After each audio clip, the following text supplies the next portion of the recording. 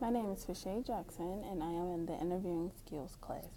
This is my interview skills final. This interview will consist of 6 questions based on social workers and different things they do with interviewing. The first question is, explain the basic concepts of social work interviewing. The first thing that social workers must have is a proper setting. Um, you have to make sure that the client or clients that you are interviewing feel comfortable in the space and environment that you are in.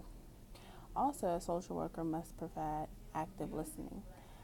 Social workers must be attentive and reassure the clients that they are paying attention to what they are saying. Social workers must have good interpretation, and also one key thing that we will discuss more in the next question is social workers must know the ins and outs, the backgrounds of the social work change helping process, which leads me into my second question. What helping process are involved in social work interviewing practice? The social work change process first step is engagement and preparation. This basically is when the client and the social worker may meet. There will be a meet and greet. There will be some background information developed. There will be a mutual understanding of what the client's needs may be. Social workers use interpersonal skills and empathy. They might make a plan for action, and they'll go into detail of explaining exactly what will happen. The second step in the helping process is the assessment, planning, and contracting phase. As you can imagine, this is when all the data for the social worker, the client's problem will be discussed.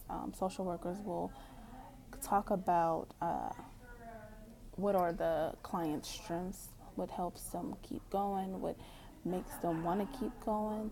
They'll also talk about the limitations that the client may have, like what are some things that may limit them from getting to where they want to be, or what are some things that trigger them to have a setback.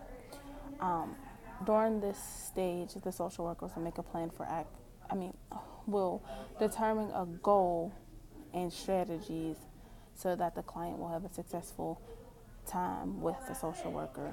And then they will formalize a contract where there is a mutual agreed um, thing between the client and the social worker to represent the type of uh, resources and success that the social worker will provide. The next one, the third step, is intervention and implementation. This is where the social worker comes in and talks about problems and helps resolve them. So, whatever the problem the client may be, um, whether it's food, housing, shelter, abuse, anything along those lines, this is where the social worker gets the client the help that they need, either doing it by themselves or referring them to resources that can better help them.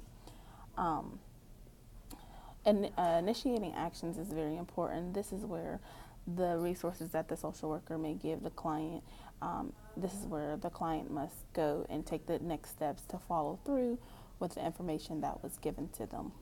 Um, Other things under this phase of intervention and implementation, the social worker may discuss like the progress that the client is making. So basically, if the social worker gives the client something to do and it's not working out for the best, or the social worker feels the client's not making enough progress, he or she might make another plan where he or she feels that is more effective for the client to change the direction.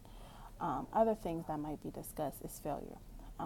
When trying to build a goal of achieving something, failure always usually comes about. So the social worker has to go through and do a good job of explaining, if failure comes, what are the steps that the client can overcome the failure, or how are they able to deal with the failure, or how prepared are they for when the failure comes. And if they're not prepared, the social worker will prepare them or encourage them to overcome the failure and push through it. The last thing in the helping process is evaluation and termination. As you can imagine, everything from the first time that the client and the social worker met is discussed here. This step talks about all the things that happen, discusses growth, and discusses the next steps. Also, the social worker has to make sure that the client is okay with being terminated from the program, or what the feelings are, how they may feel, or how it may affect them. And if they're not ready, then maybe you discuss the next steps where the social worker can continue on and not remove the client from the process. Moving on, the next question is, define roles of social workers and human service workers in society. As you can imagine, social workers and human services are a very big part of society. There are so many things that social worker and human service workers do. The ultimate goal is to provide families, communities, anyone with anything that they may need to improve the life they live, the surroundings they are around, the people they are around, etc.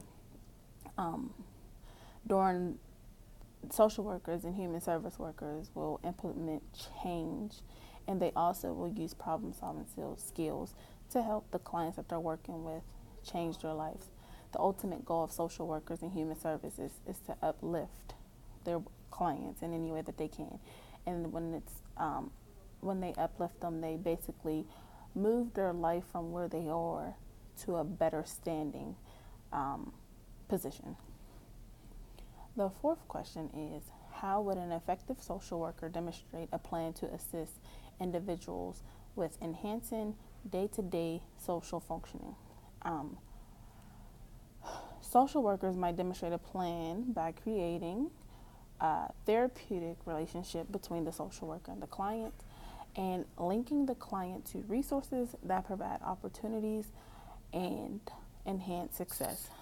This is stated directly under the NSAW Social Work Practice Code of Ethics. Basically, this means that the social worker compares and engages the client with